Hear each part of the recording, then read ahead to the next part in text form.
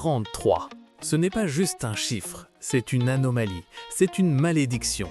Depuis près d'un quart de siècle, il n'y a pas eu un seul match, pas une seule rencontre en Liga où Mallorca a réussi à garder sa cage inviolée face au FC Barcelone. Mais hier soir, au-delà de cette série historique qui continue, l'histoire s'est écrite ailleurs.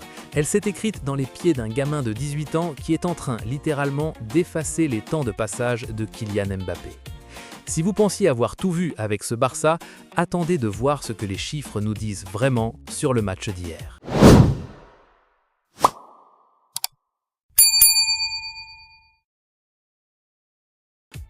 Bien le bonjour à toutes et à tous et bienvenue dans cette nouvelle vidéo. J'espère que vous allez bien.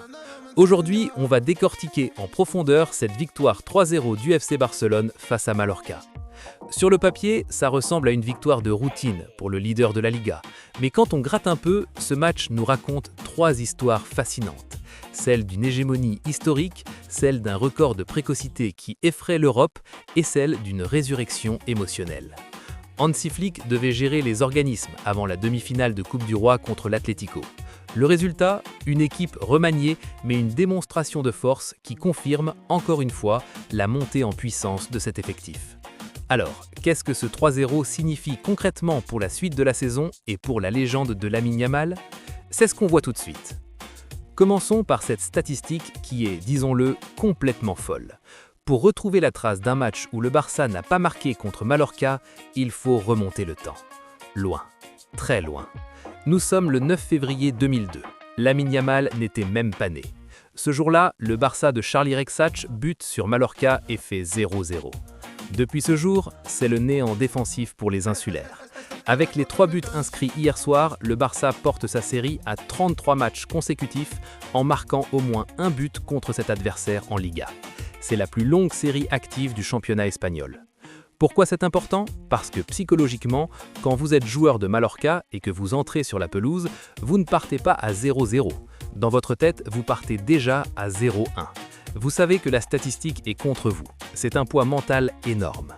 Hier soir, malgré une première période où le Barça a parfois manqué de dynamisme, Hansi Flick l'a d'ailleurs souligné en conférence de presse, cette inévitabilité a fini par frapper. Et comme souvent, c'est l'expérience qui a débloqué la serrure. Nous sommes à la 29e minute, le match est un faux rythme, Mallorca tient bon, Jan Virgili est même dangereux en contre, et là, Robert Lewandowski surgit. Ce but du 1-0, il est symbolique à plus d'un titre. D'abord parce qu'il permet à Lewy de franchir un cap monumental. Tenez-vous bien, c'était la 100e fois de sa carrière dans les grands championnats qu'il ouvrait le score. Seuls Cristiano Ronaldo et Lionel Messi ont fait mieux au XXIe siècle. C'est une stat qui prouve une chose. Lewandowski n'est pas seulement un buteur de statistiques qui marque le 4e ou le 5e but quand le match est plié, c'est celui qui fait le plus dur, marquer le premier. Face à un bloc bas comme celui de Mallorca, avoir un joueur capable de trouver la faille sur une demi-occasion, c'est ce qui sépare une bonne équipe d'une équipe championne. Il a encore prouvé qu'à son âge, il reste une référence mondiale dans la surface. Mais si Lewandowski représente le présent et la garantie, le deuxième but du match nous a propulsés directement vers le futur. Passons maintenant au moment que tout le monde attendait, la 61e minute. Lamine Yamal, qui revenait d'une petite gêne physique, une pubalgie qui traînait, reçoit ce long ballon de Dani Olmo.